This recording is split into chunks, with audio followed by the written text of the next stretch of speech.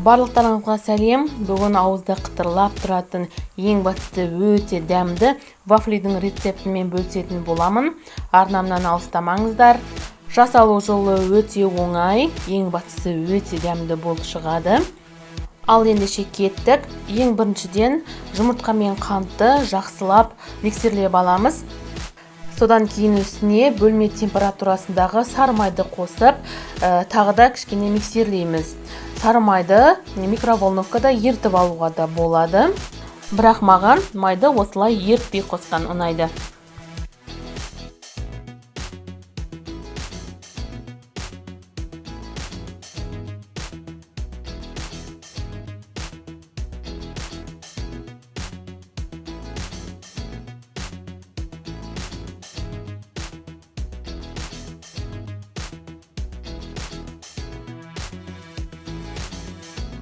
Енді осы миксерлеген массамызға ванилин, тұз, сонымен қатар өсімдік майын саламыз. Өсімдік майын қоспай қойса да болады. Ол формамызға жаңағы вафлиміз жабысып қалмау үшін қосылады.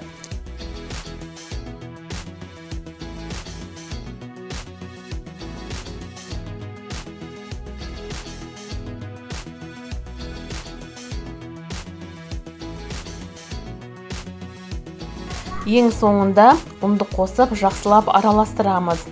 Бізде оладьидің қамырына ұқсас қою қамыр шығуы қажет.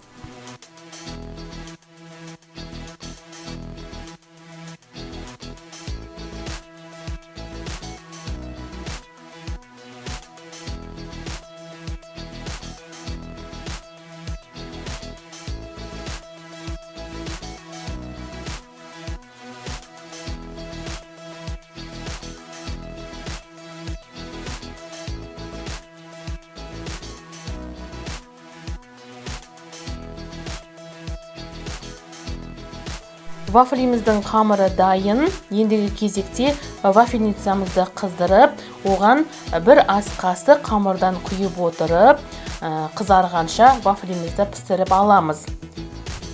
Піскеннен кейін ыстықтай күйінде вафлимізді өзімізге қажетті формада орап аламыз. Мен екі түрлі формада жасадым.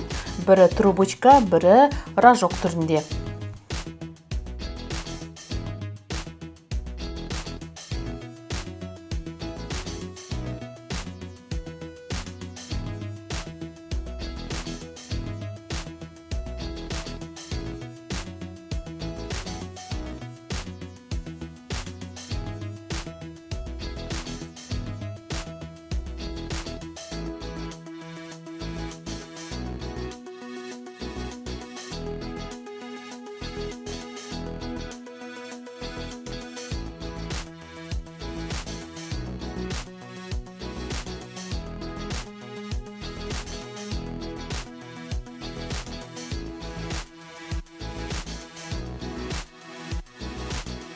Сонымен қатар рожок түрінде кішкентай вафлилер жасауға болады.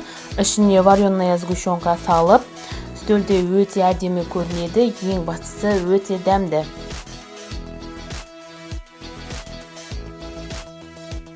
Осындай өте дәмді, қытырлап тұратын вафлилер жасап, жақындарыңызды қуантыңыздар.